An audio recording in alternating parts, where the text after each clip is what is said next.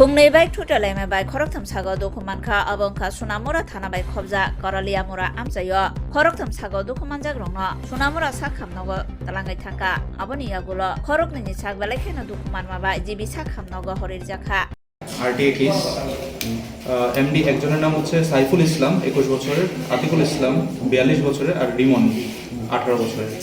তিনজনের condition stable, but ওদের কিছু মাসকুলোস্কেলেটাল ইনজুরিজ ছিল, যে কারণে ওদেরকে হায়ার সেন্টারে রেফার করা হয়েছে অর্থোপেডিক্সিয়ান কনসালটেশনের জন্য। কোথায় কোথায় আঘাত লাগে ওদের? সাইফুল ইসলাম ওর ডান হাতে আঘাত লাগে, সাইফুল ইসলামের বাঁ হাতে আঘাত লাগে, আর আতিকুল ইসলামের ডান পাতে।